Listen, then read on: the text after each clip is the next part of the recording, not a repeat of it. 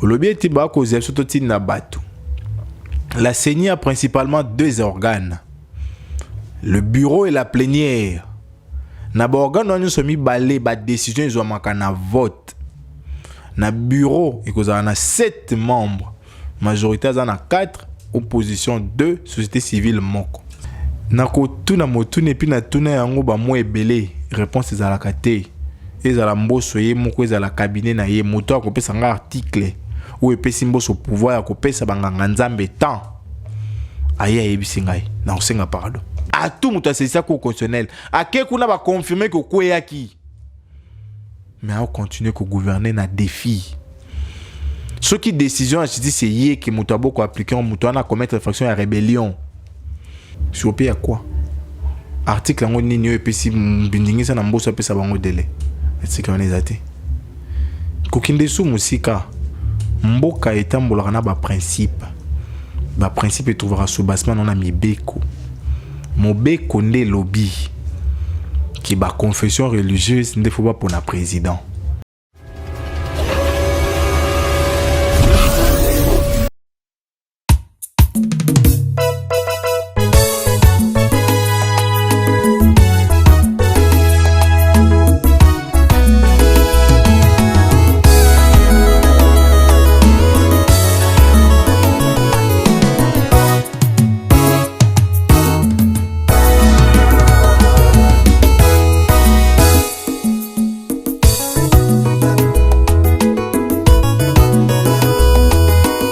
Bonjour fidèles téléspectateurs de Goshen 7 Télévision, bienvenue dans votre émission Le Débat Congolais, émission Oyo Tomesana Kopé Sabino information sur l'actualité politique en République démocratique du Congo, Binomo Koboyebi et Tokosenga Nabino, ba Oyo Nyon surtout ba s'abonner massivement.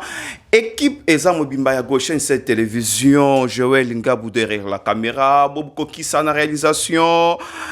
Francis Petroussia Yépi derrière la caméra, sans oublier Charnel Négal, Aristote Lenzo et Yemoko Mokozina Bango, le PDG Carl Mbouilou, des bazo composés équipe ya Goshen 7 Télévision, les lots Kolobela.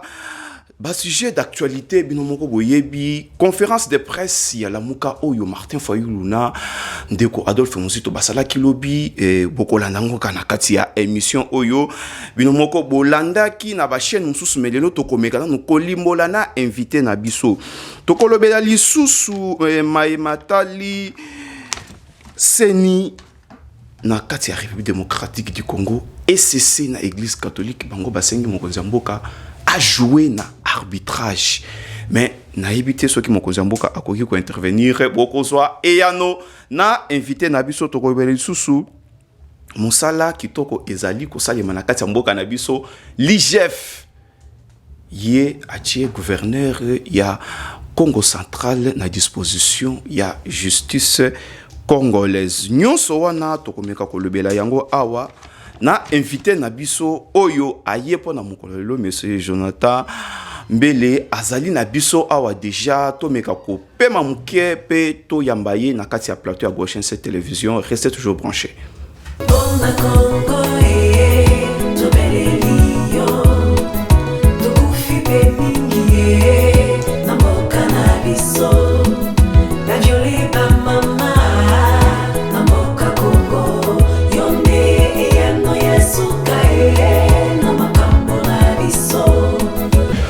Moi, Mboka Jonathan, bonjour. Bonjour, Ndeko.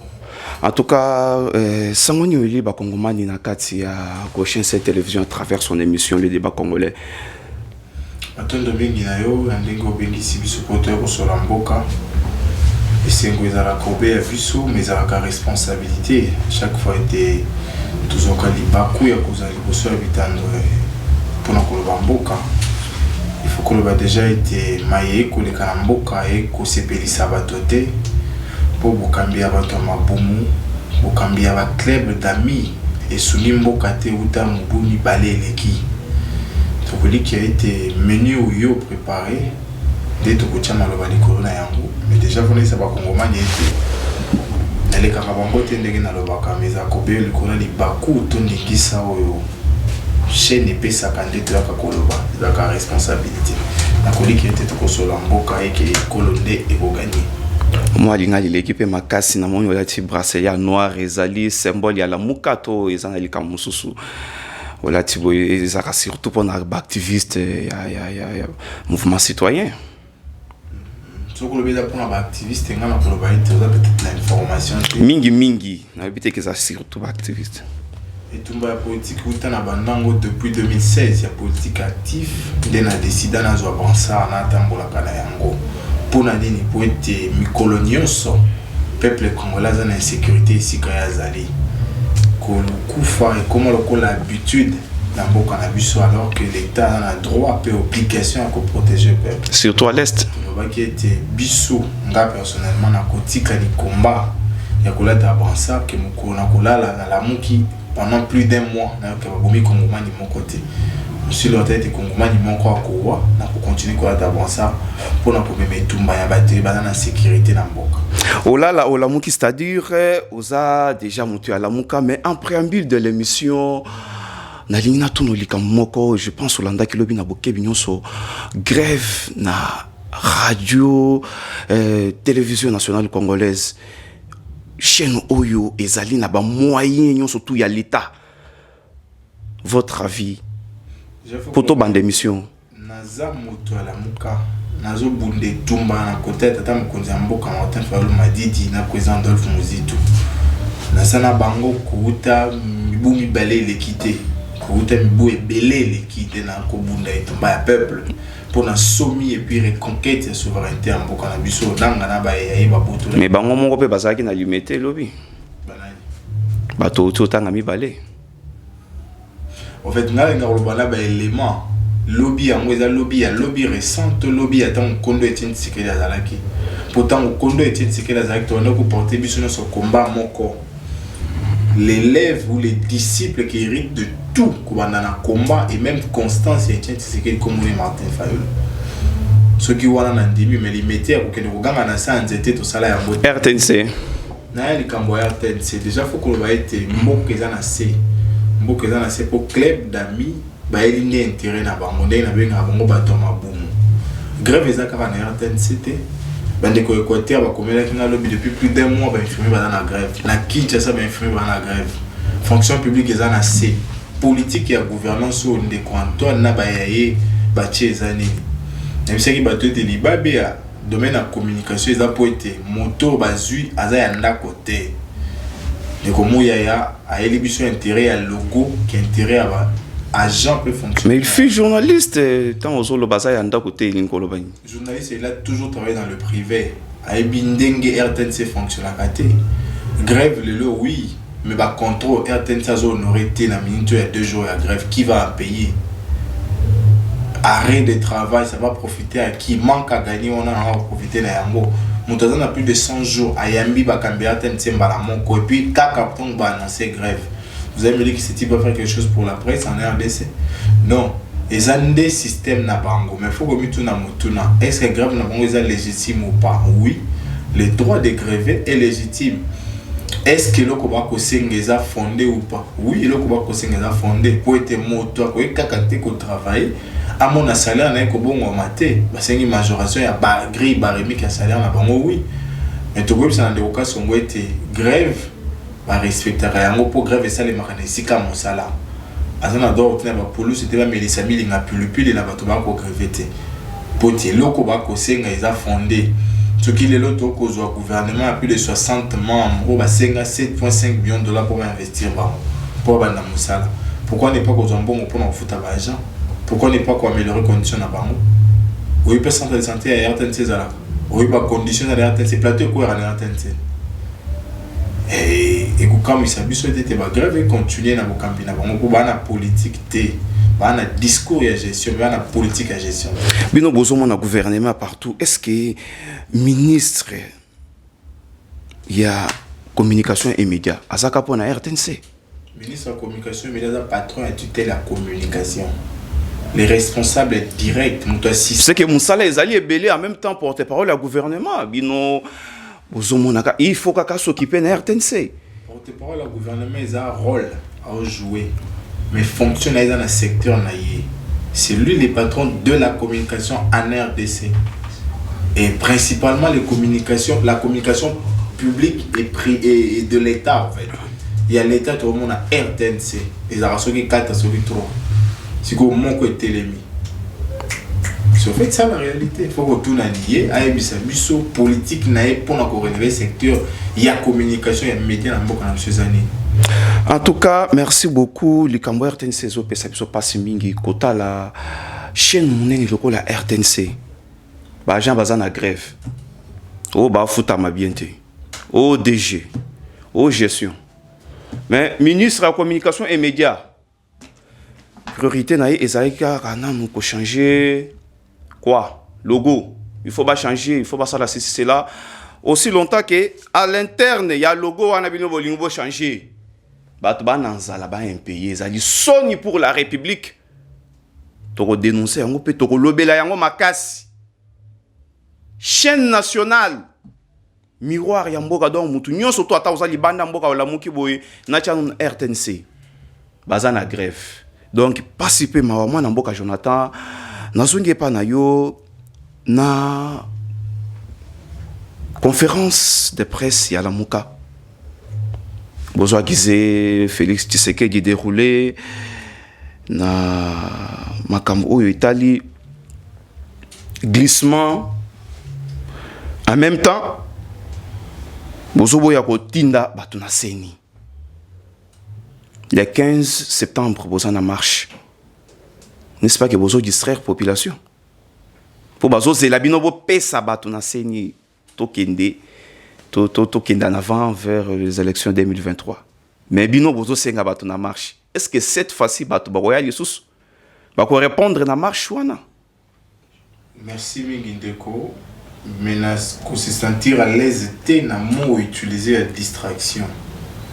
Pour déjà faut que le ba été n'entend mon conducteur Féol m'a dit naza côté à population. S'il vous plaît. Na président Adolphe Muzito. Ce sont des responsables des partis politiques. Ce sont des responsables qui gèrent avec eux 2 personnes. Et biso baye tous ana bango et longo toujours porter des responsabilités. C'est chaque jour était toujours à la menace, à la pression. Les lieux où nous sommes obligés de vivre en clandestinité. Donc nous portons ce combat par et essentiellement pour l'amour de notre pays. Dans la conférence de presse, on a abordé principalement 3 questions. Il y a les la ligne rouge, il y a l'article 73 de la Constitution à Mboka. Constitution, la Constitution en Ngati. Il y a la Constitution à plus de 80 millions d'habitants. Pour te voter par référendum, ça veut dire que le peuple sait choisir sa Constitution. Article 1 le Binini. 90 jours avant expiration et mandat, il faut convoquer le corps électoral. Face à des incertitudes, il y a les besoins de éviter le budget nini. Mbongo nini bache pembe ni pona seni. Il y a mis balé to éviter les loi électorale les à niveau nini. Il y a mis ça tout. Loi sur la CENI. Ils sont hautement politique. Le bien était bas causé surtout na bateau. La CENI a principalement 2 organes. Le bureau et la plénière. Na ba organe nous sommes balé ba décision ils ont manqué na vote. Na bureau il y a 7 membres. Majorité dans 4, opposition 2, société civile moko. Ça c'est connu. S'il vous plaît. Si vous toquez na vote. Vous voyez ça a été 4 pour la face à 3. Toujours une plénière 15, 5 oppositions, 5 majorités, 5 sociétés civiles. Ou la société civile dans le bureau Assemblée nationale, ça fera 10 pour la majorité. Surtout qu'il y a un vote qui va gagner. Face à un organe comme ça, où le déséquilibre est patent, elle est réelle, les hommes, qu'est-ce que l'on fait? On n'en voit pas. Parce que l'électoral est au Kambaka, Kabatama Boumouté. L'électoral est au Kamba. Paix société civile, bon, il y a un peuple qui nous recrute. Et au Kamba, biso bateau résistance. Et au Kamba va tenir au sort. L'opposition ou bien la résistance, est-ce que la résistance, c'est vraiment beaucoup? Vous avez l'opposition ou bien vous avez la résistance? Tant que vous avez la résistance, c'est-à-dire boza pe na kati ya ko violer loi ngo électorale Vous en constitution. parce que boza na côté opposition de boko pesa bato na seni to boza na côté ya résistance po Est-ce que vous en la constitution? constitution ezali mais awa présentement na studio ezate Ok, article 64, PCB au pouvoir, il faut résister contre le pouvoir. Ou les autres mamabé. Et lorsqu'on donne le pouvoir de résister, on crée quoi? Une résistance. Ce débat là est déjà passé. Donc la résistance, elle est légale. Parce qu'on vous demande de résister. Donc vous n'allez pas nous dire ici que ça n'existe pas. Et on a les mal. C'est mis balé. Les loyaux, Koko Tissaba membre na bureau à Seni, c'est consacré la triche, la fraude. Alors que par vocation à l'élection, même bateau va créer un mot. Alors il faut Zala indépendante, impartiale et Zala source à trouble T. Nous avons connu 3 cycles électoraux malheureux dans ces pays. Dans ma cycle, nous sommes mis à tourner. Nani Yangwa Dima que non Mouninga gagné. Mon côté. Et ça ne doit pas continuer d'être le but au boyi, au côté d'athée. Heureusement que les politiques nous sommes pas rejoindre la bise, on va pas continuer d'athée. Parce que le consensus demeure la clé de voûte pour des élections meilleures en 2023. En tout cas, Nalandio Namboké Binyonso, si je comprends bien, Bozo le bel glissement, en même temps, fraude électorale. Est-ce que vous pouvez expliquer parce que non, comme à 2023, tu as déjà glissement, on fraude électorale. Qu'est-ce qui fait voir que Ndeko Tshisekedi a préparé fraude électorale, na glissement? Merci. Il y a des bouts de ça, loi électorale. Pour les journalistes, ils n'ont pas dit ça. Tous en ont appelé l'eau. Bah, le but au c'est la loi Yakala. Merci. Mais la loi portant organisation ya Seni, ndeba meki kokende ko kundola loi ya ndeko lutundola ezalaki na terroir pour ba meka to meka kokena na maponomi ya 2023. La loi électorale à Kala, bacha place mon faut c'est la machine. Bacha té. Nanga côté que ouais, il faut que na nanga. Il y a on a observé pour le but au c'est la Kala. Déjà il y a un problème. Il y a mis balé la question des seuils. Beaucoup de méritants ont failli ou bah gagner l'élection de Nicolas Seuil. Au monde qui binondé bozo préparer glissement pour Nicolas ça kokende. Cher ami, je vous donne des faits concrets. Il y a un député qu'on appelle Sessanga a déposé depuis 2019 dans l'Assemblée nationale proposition de loi portant modification et amendement à la loi électorale. Ils ont l'Assemblée nationale. On n'en parle pas. Il y a mis balé. Glissement oui parce que tu comme Kobanga. Nous sommes en 2021, à plus de 25 mois. Le bureau de la CENI n'est pas encore là. À plus de 25 mois. Bino peut bozo contribuer na retard. Oh, si je comprends bien. Parce que balingi to avancer, bo pe ça ba membre na bino. Bozo boya bo rejoindre position église catholique par rapport à makambo ya confession religieuse. Donc bino et longo na ba confession religieuse bozo contribuer na retard. Il y a exactement 8 mois aux familles politiques qui ont proposé déjà proposition pour amélioration et loi sur la CENI. 6 mois maintenant, 8 mois d'ailleurs. Kolobé était au région de la position de l'église catholique, ils ont engagé yo. Mais je n'ai pas été biso tous qui position avant. On s'était déjà prononcé pour dire que dengue makambozo kendele tokotinda batoté.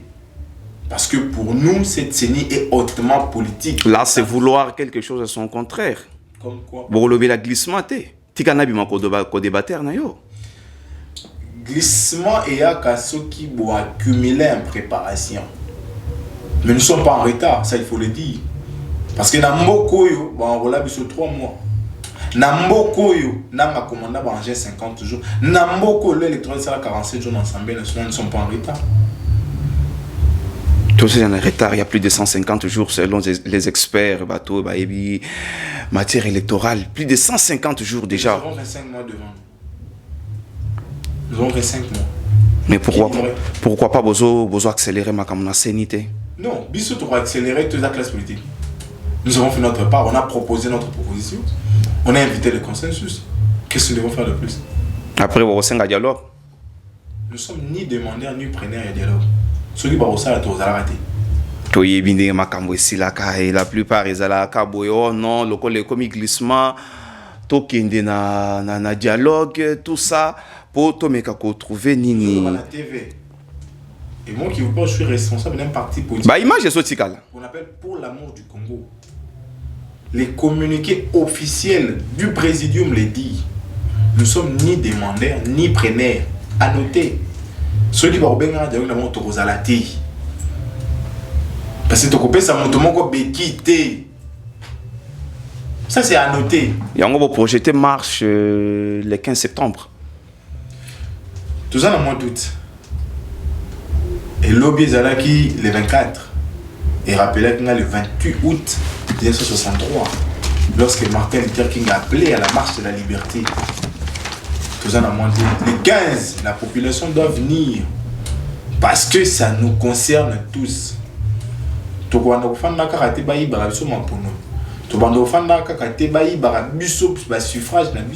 peuple ou bien vos militants, est-ce que tu vas répondre dans marche? Vous êtes sûr?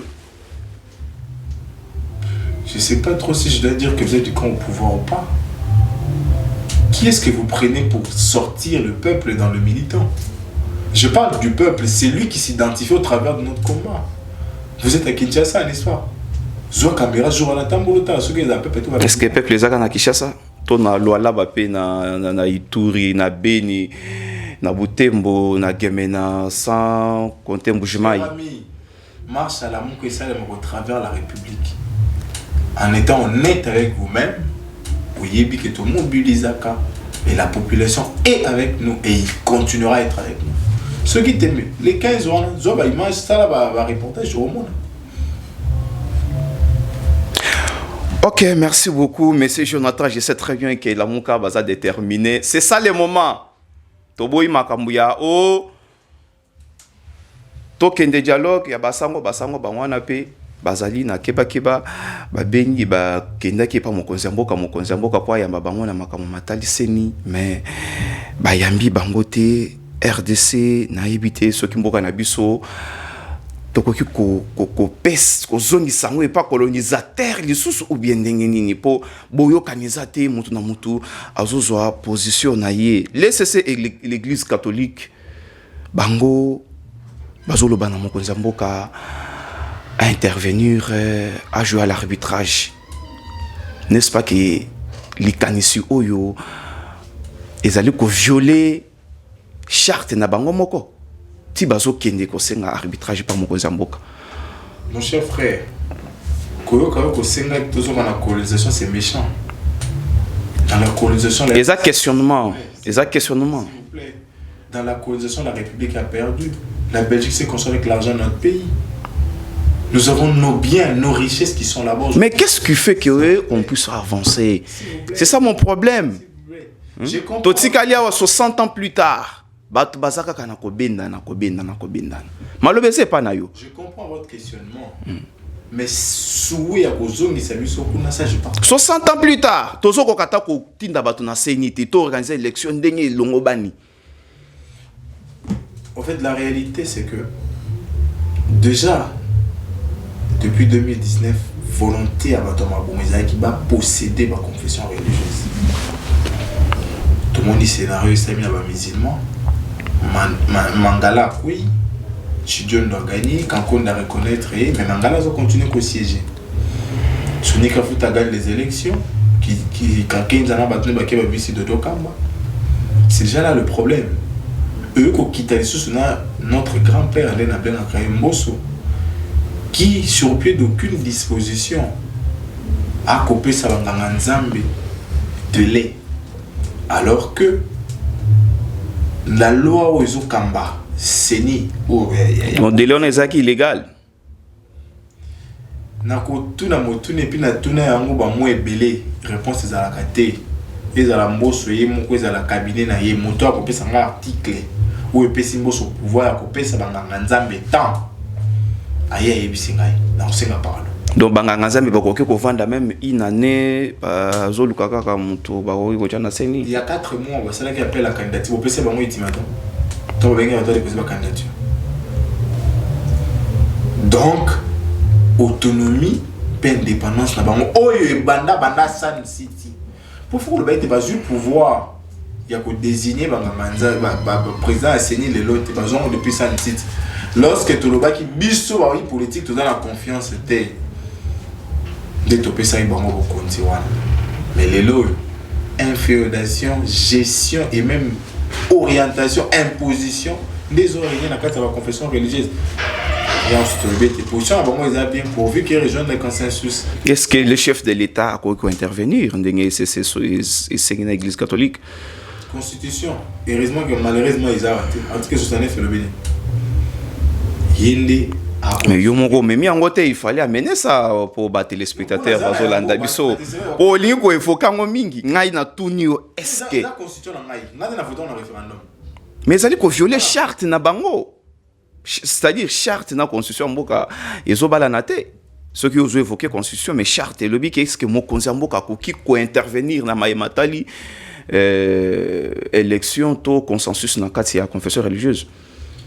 Déjà il faut noter que bamibe ko nyonso ezomaka faut la respectuer la constitution. Pour ça on peut quoi likolo. Yami balé constitution lobby était c'est ni les organes tu peux institution moko na kati mboka constitution lobby lisusu moto akokamba citoyen dirigeant des fois assurer bon fonctionnement de l'institution parce que l'institution moko eza likambo alors quoi sira en fait je fais la question ceux qui pour la bango akoper ça les biso to lobby était yé moko aza objet à crise moto akokamba biso citoyen dirigeant lui-même c'est la crise de celui qui bloque les institutions, les confessions religieuses. Pour pas mis ça mon conseil sanité. Tout ça nous vraiment juste. Parce que vous voulez beaucoup qu'ils aient le chef de l'État. Bango ba pesi bango temps ba bimisa président seni. Ba ko quitter. 6 ba ki na ngambo moko. 2 ba tika na ngambo mususu. O wana mi balé balobi te. Biso toza d'accord te ba sengi audience et pas mon konzambo kapoye à jouer à l'arbitrage. Na toujours mon tourna mon corps. Sur pied à quoi ba pesa ba délai. Sur pied à quoi? Article à mon nini et puis si bindingi ça na mboso pesa ba délai. C'est quand les athées. Kokinde sou musika mboka etambola na ba principe. Ba principe trouvera sous parce que on a bibeko. Mobeko ndé lobby. Qui est par confession religieuse, ne faut pas pour la présidente. Mon bec au but au ça va de lait. Mon bec au but au ça va dictat. Et mon but et puis tu continuer pour le bayango. Na mosala na bango faut pas la indépendant volontaire sans titre, pas trop préparatoire les alliés. Mais ceux qui bango va le bien pour na bango. Les constituants des gens faire des quantités situation faut que tout na bango tout na bisota. Pour bango des bayebi o yo bango bazo mona. En tout cas, merci beaucoup. Je pense que tu as entamé mon sous-poto comme déjà dans ce émission. Moi, je suis Jonathan, je suis na mituna na émission na les débats congolais. Congo central, IG Fekita Kikuna, Basali Audit, Ndeko Matubwana a détourné plus de 15 milliards de francs congolais. Ndenge Tozolo Baboye. Rapport déjà na PV à Signaki, ils en ont beaucoup de justice congolaise. Votre réaction? Désordre. N'a manque à respect à texte de Kambako. Bino beaucoup mon a désordre partout. Il y a maintenant une année, la justice congolaise s'est prononcée sur les sorts d'Atoumatoubouane. Arrêt à cour constitutionnel des alliés. Ndenge morona kayande comme comment dans sa cour. Ma PC injonction à démissionner. Et puis parquet près le tribunal de grande instance à Matadi et exécuté même à tout monde bon travail sur pied. Depuis une année maintenant à défier la justice. Il s'est rébellé contre les décisions de justice. Non, il y a des rangeailles. Pourquoi? Parce qu'il a été protégé. Par qui? Ceux qui m'ont droit Kolomwati, décision de ses alliés, ministre intérieur ou à Géraka territorial à Zali Tolobani. Il a été protégé par Kankonde dans son temps. À l'époque, je me souviens, Gilbert Kankonde a côté qui situation mais qui est réhabilité parce que vu la loi délaissée les cas qui déjà il fallait réhabiliter pour constitutionner le salaire qui est le côté. Les causés journalistes. Moi, j'ai dit des propos qui m'engagent ici. Si on a aussi égoïne de la maille. Arrêt à cours constitutionnel Ezali. Quand on va réhabiliter quelqu'un sur arrêt à cours constitutionnel Ezali, on va dire que tout le monde en attend Makabila. Chadar a beau réhabiliter Kazembe. En depuis le fait que le cours constitutionnel s'est prononcé, il y a un moto comme on a l'élo. Et ceux qui m'ont na protégé au PC qui a détourné tout le bani. Il y a mis balai. Est-ce que IGF a un droit à vous saluer de transmission au sein d'un dossier dans le parquet? Autant l'ordonnance qu'ils ont créé. Et si quand on retrouve ses pouvoirs, il transmet ses résolutions à la présidence de la République. Et c'est la présidence qui en dispose. Mais l'autre transmission, ils m'ont enseigné. Et il a fait ça à Kembala Moko, à Dubaï, Kovanda, na habité comment? Depuis une année, ces messieurs devaient être mis hors d'état de nuit. Et l'Assemblée provinciale, ils sont censés contrôler le gouverneur.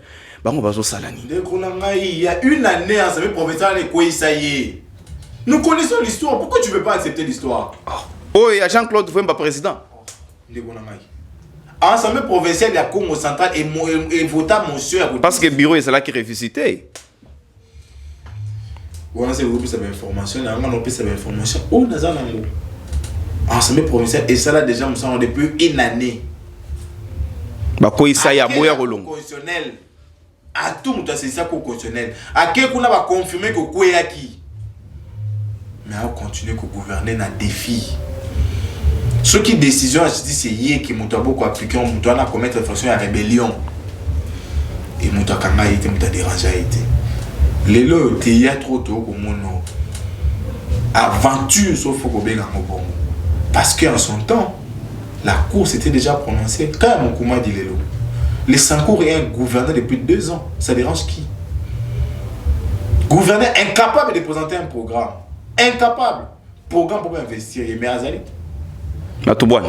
Donc, résultat est Sankour. Pourquoi vous avez Ah oui, dans les Sankour. 2 ans maintenant là. Chez Lambert Mendo Malang. La province est un gouverneur dérangé. Et dérangé nous tout.